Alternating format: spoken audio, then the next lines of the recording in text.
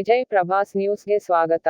ಹರಿಹರದ ಕಾಳಿದಾಸ್ ನಗರ ನುರುಲ್ ಹುದಾ ಅರಬಿ ಮದರಸಾ ವತಿಯಿಂದ ಪೈಗಾನ್ಯಾ ಪೈಗಂಬರ್ ಎಂಬ ಕಾರ್ಯಕ್ರಮ ಬೆಂಕಿನಗರ ಮೊಹಮ್ಮದೀಯ ಸರ್ಕಲ್ ಆವರಣದಲ್ಲಿ ನಡೆಸಿದರು.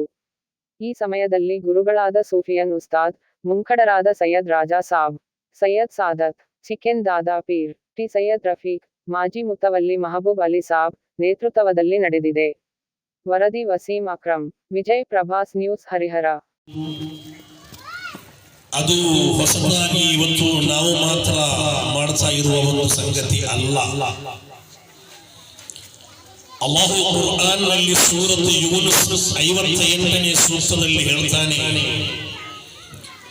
ವಕುಲ್ ಕುಲ್ ಬಿಫದ್ಲಿಲ್ಲಾಹಿ ವಬಿರಹ್ಮತಿಹಿ ಫಬಿದಾಲಿಕ ಫಲ್ಯಫ್ರಹು ಹುವ ಖೈರುನ್ ಮಿಮ್ಮಾ ಯಜ್ಮಊನ್.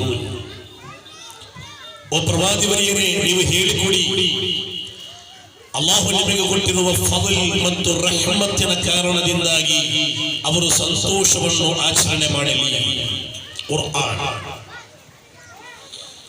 ಏನಾಗಿದೆ ಫضಲ್, ಏನಾಗಿದೆ ರಹಮತ್? ರಯೀಸುಲ್ ಮುಫಸ್ಸಿರೀನ್ ಇಬ್ನ್ ಅಬ್ಬಾಸ್ ರದಿಯಲ್ಲಾಹು ಅನ್ಹು ಅವರು ಹೇಳ್ತಾರೆ, ಅಲ್ ಫضಲು ಇಲ್ಮುನ್ ವರ್ರಹಮತು ಮುಹಮ್ಮದುರ್ ರಸೂಲುಲ್ಲಾಹಿ ಸಲ್ಲಲ್ಲಾಹು ಅಲೈಹಿ ವಸಲ್ಲಂ. ಕುರ್ಆನ್ ನಲ್ಲಿ ರಹಮತ್ ಅಂತ ಹೇಳಿರುವುದು ಮುಹಮ್ಮದ್ ಪೈಗಂಬರ್ ಸಲ್ಲಲ್ಲಾಹು ಅಲೈಹಿ ವಸಲ್ಲಂ ಅವರ ಕುರಿತಾಗಿದೆ.